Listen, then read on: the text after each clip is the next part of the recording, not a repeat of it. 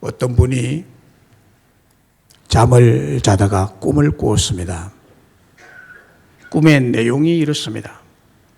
꿈속에서 예수님이 십자가 기둥에 묶여서 참혹하게 매를 맞는 장면을 보게 됐습니다. 그 꿈을 꿨습니다.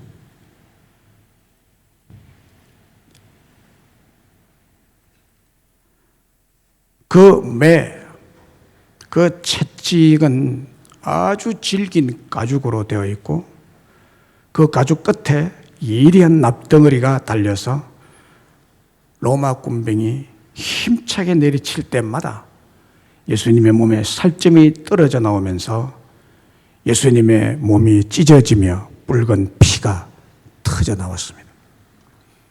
매를 칠 때마다 물방울이 튀듯이 붉은 피가 튀고 솟구쳐 흐르는 것을 꿈에 보았습니다.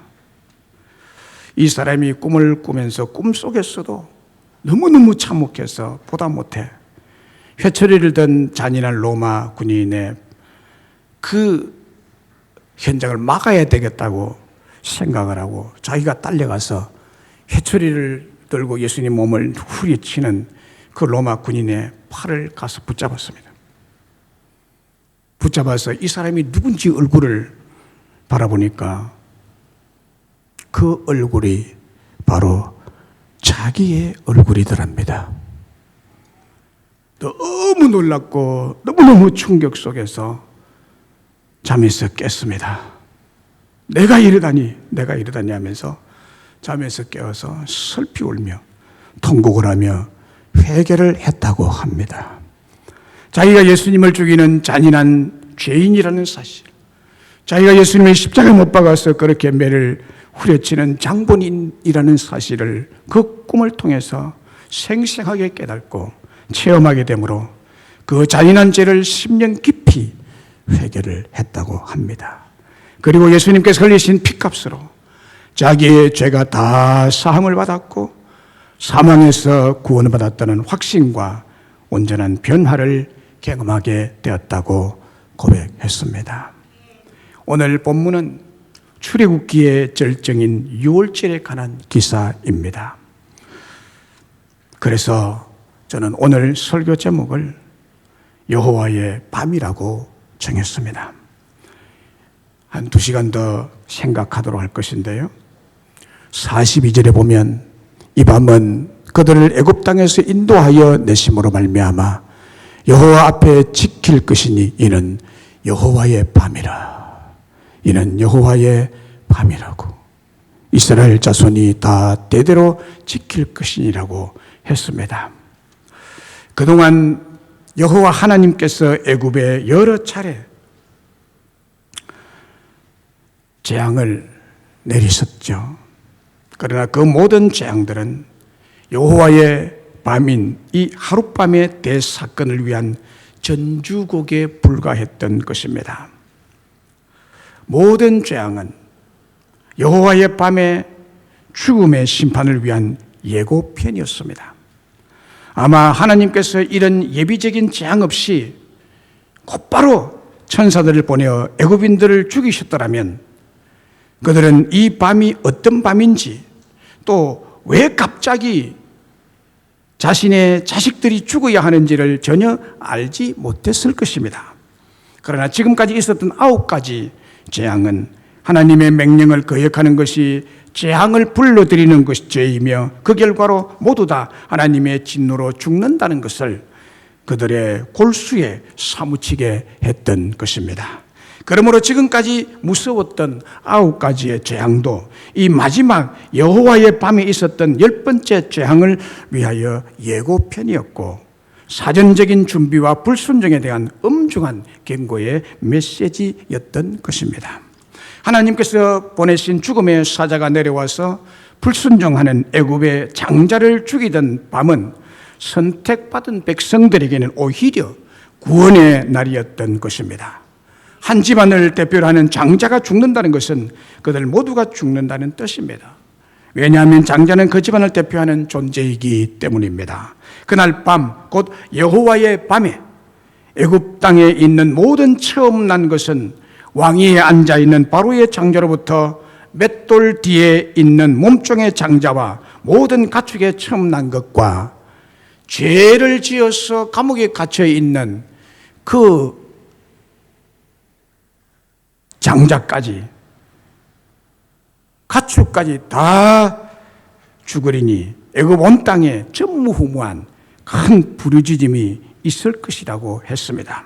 그리고 애굽의 모든 신을 죽음으로써 심판할 것이라고 했습니다.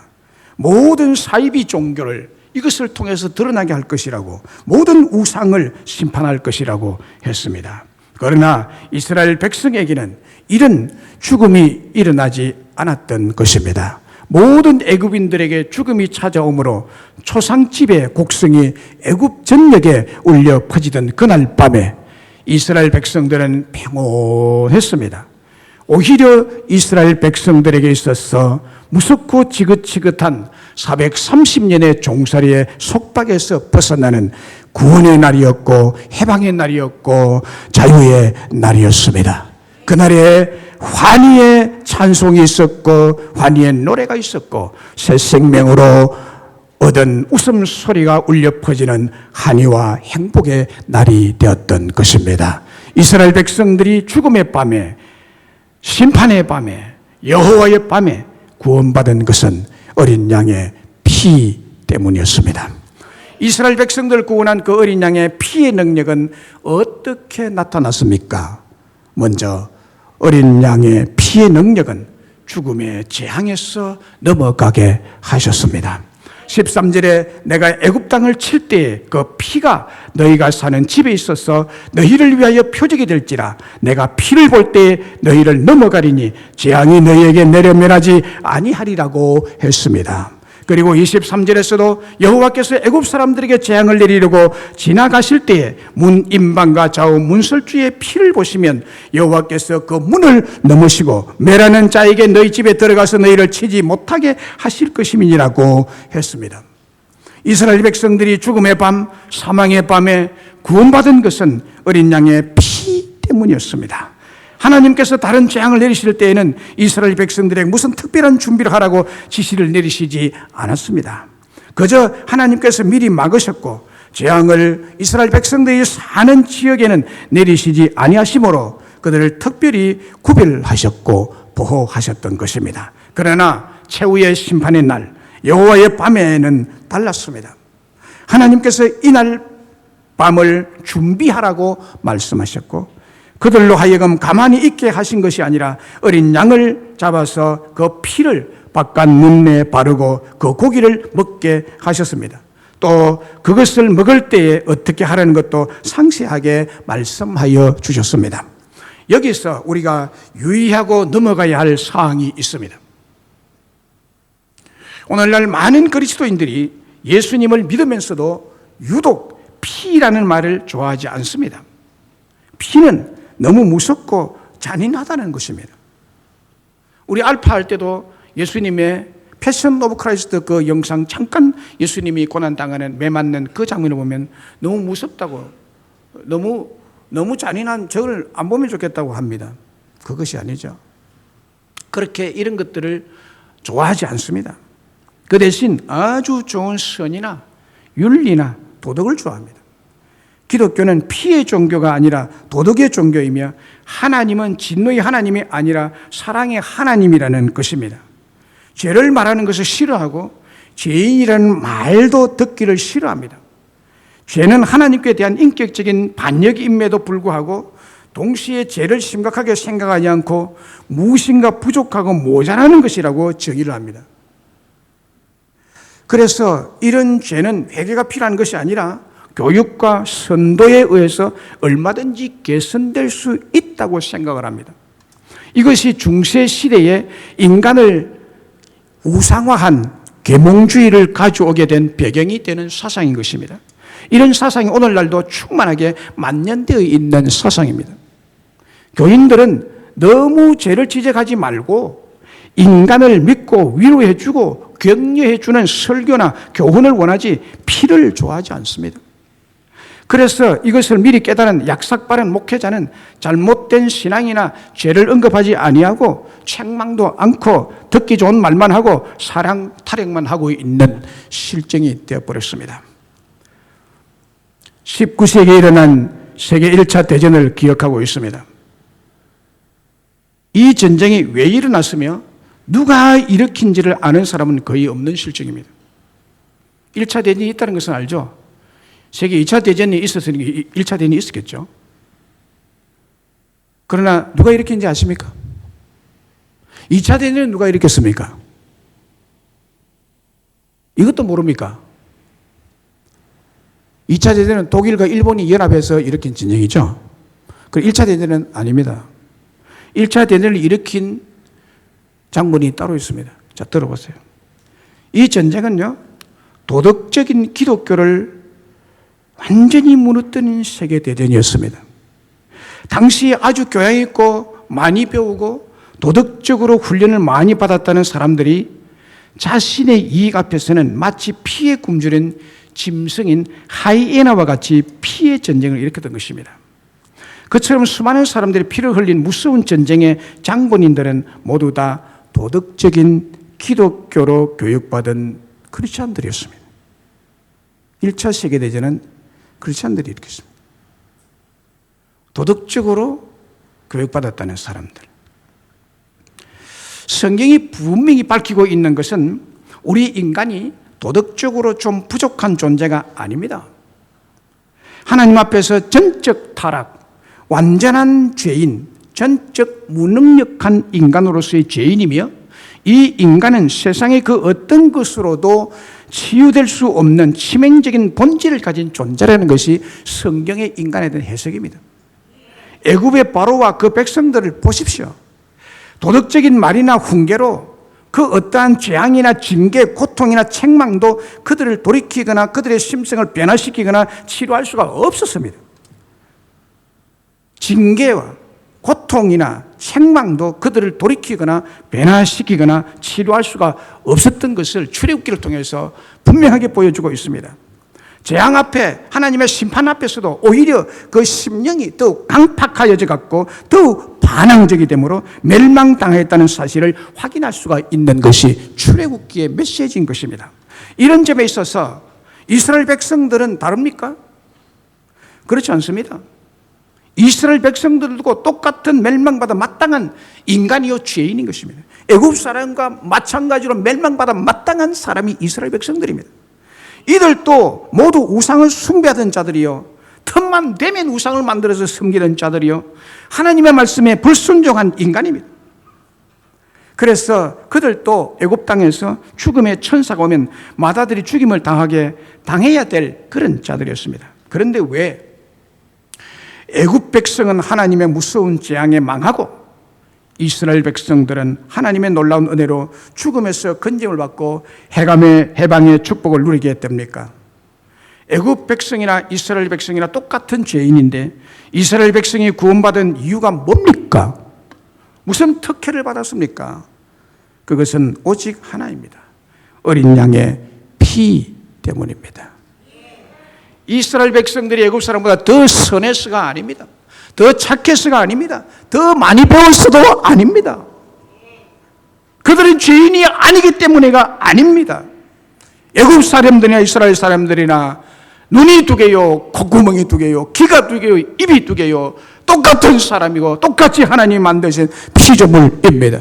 그런데 왜 애굽 사람들은 곡성이 진동하고 슬픔을 당하고 바로 그날 밤에 이스라엘 백성들이 왜 구원을 받았습니까?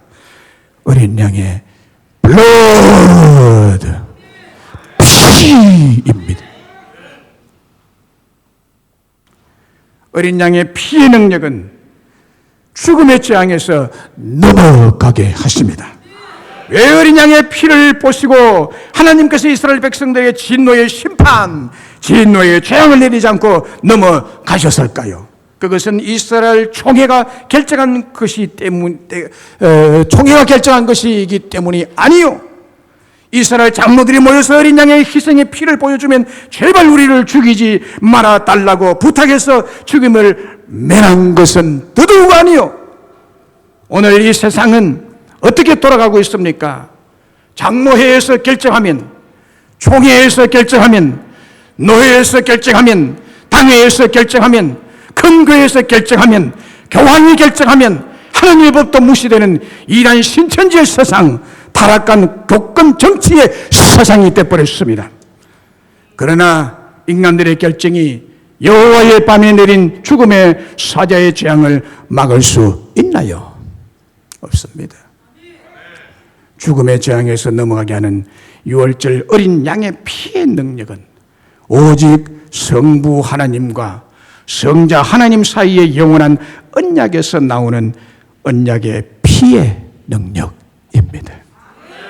다시 말하면 아들이신 예수님의 십자가의 순종의 죽음으로 흘리신 피를 믿는 자는 모두 구원하기로 언약을 세우셨기 때문입니다.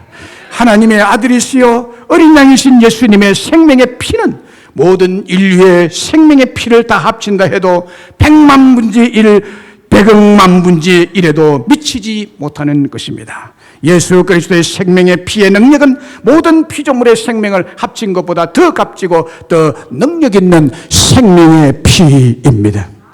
그래서 6월절 여호와의 밤에 내려온 죽음의 사자가 이스라엘 백성들의 집 때문에 뿌려진 피를 보고 넘어가게 된 것입니다.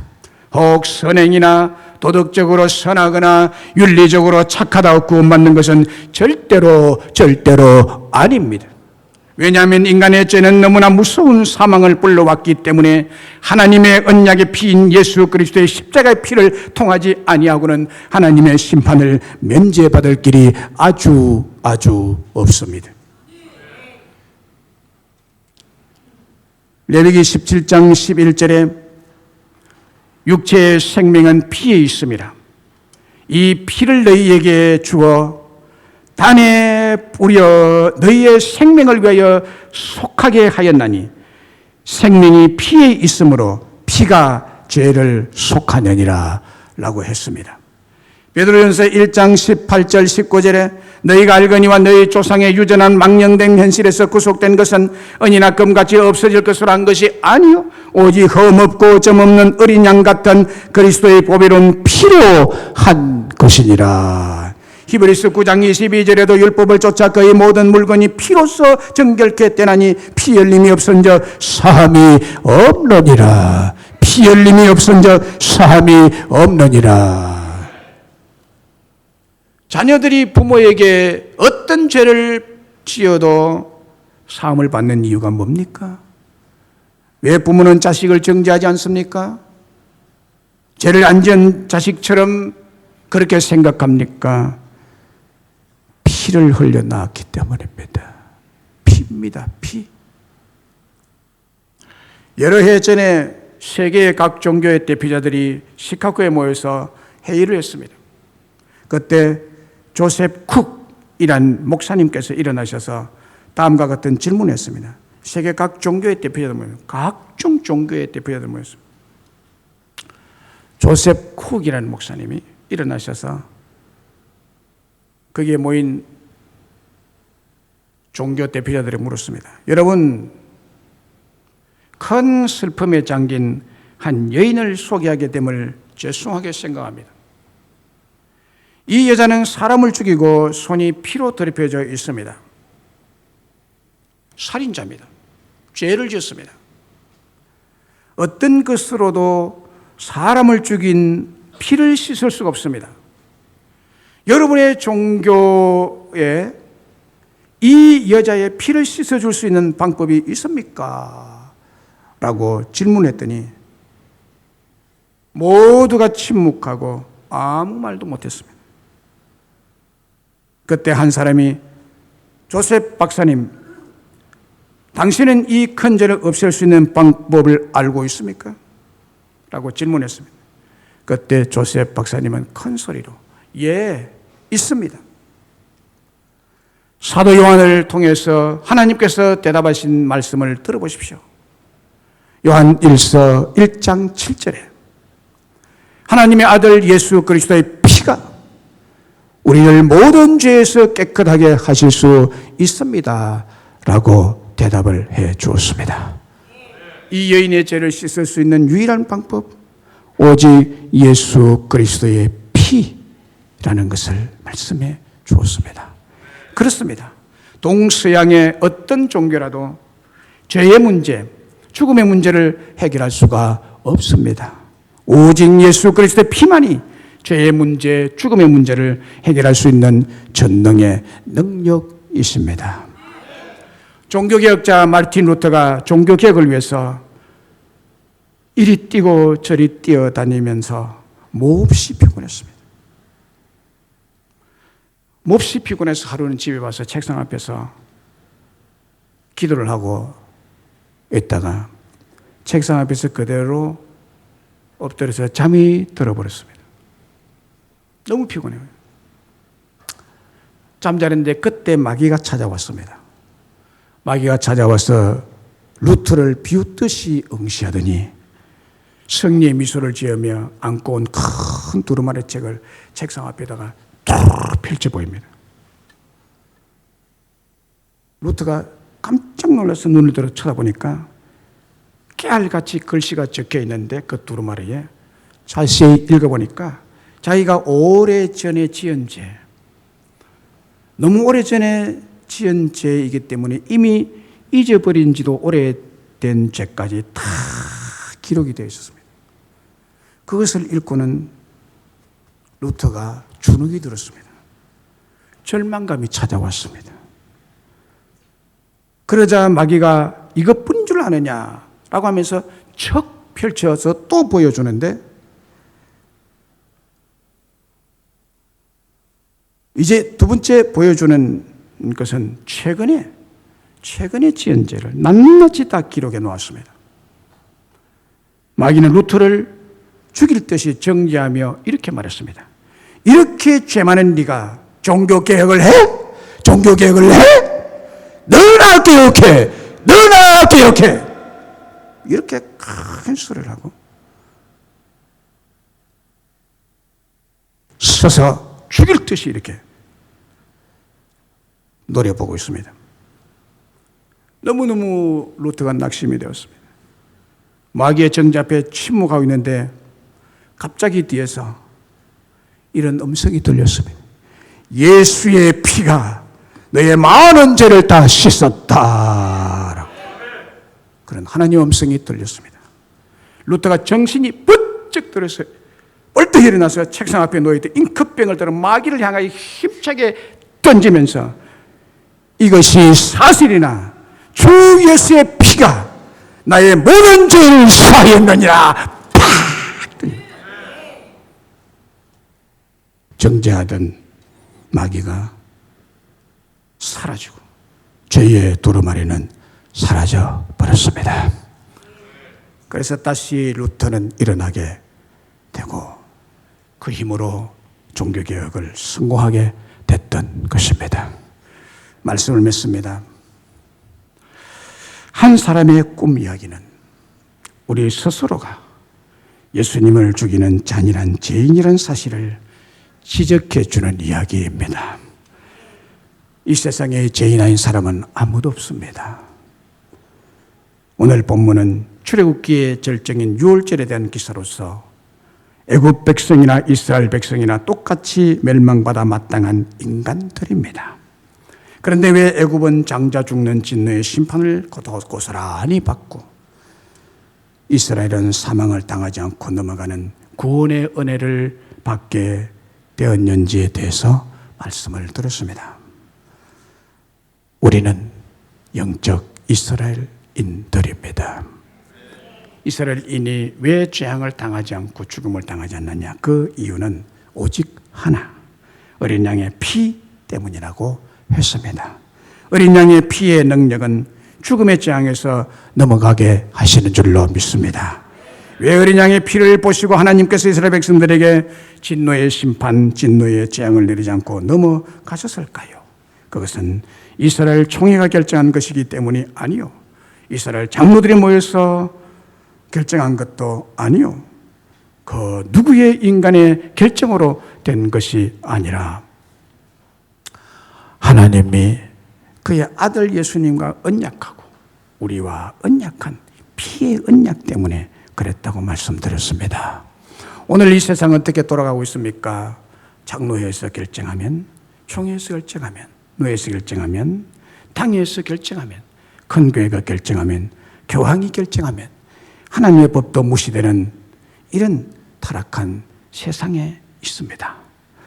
그러나 여러분, 인간들의 결정이 여호와의 법에, 여호와의 밤에 내린 죽음의 재앙을 막을 수 있나요? 없습니다. 바로 임금의 권세로도 막지를 못했습니다. 바로의 군대들도 막지를 못했습니다. 죽음의 재앙에서 넘어가게 하는 6월절 어린 양의 피의 능력은 오직 성부, 성자, 하나님 사이의 영원한 언약에서 나온 언약의 피의 능력입니다. 다시 말하면 아들이신 예수님의 십자가의 순종의 죽음으로 흘리신 피를 믿는 자는 모두 구원하기로 언약을 세우셨기 때문이라고 했습니다. 하나님은 저와 여러분 사이에 언약을 맺으셨습니다. 십자가에서 흘리신 어린 양이신 예수 그리스도의 피를 믿느냐고, 피를 믿느냐고. 여러분의 마음의 문에, 여러분의 심령의 문에 예수님의 피가 뿌려져 있습니까? 그 피를 보고 죽음의 사자가 넘어갈 줄로 믿습니다. 그 어떤 재앙도 우리를 해치지 못할 줄로 믿습니다. 이 두려움의 때에 주님의 피를 믿으세요. 문에 피가 뿌려져 있지 않은 애굽인들은 그 죽음의 사자에 의해서 비참하게 죽고 망했지만 어린 양의 피가 뿌려진 이스라엘 백성들은 노예에서 해방을, 죽음에서 생명을 얻는 축복을 받게 되었습니다. 예수 그리스도의 피가 있는 자는 죽음을 이기고 승리할 줄로 믿습니다. 여러분들도 어린 양이신 예수 그리스도의 십자가의 피를 믿는다면 모든 속박에서 벗어날 줄로 믿습니다. 죽음에서 벗어나서 새 생명을 얻고 승리하는 삶을 다 살아가게 될 줄로 믿습니다. 우리 찬양하겠습니다.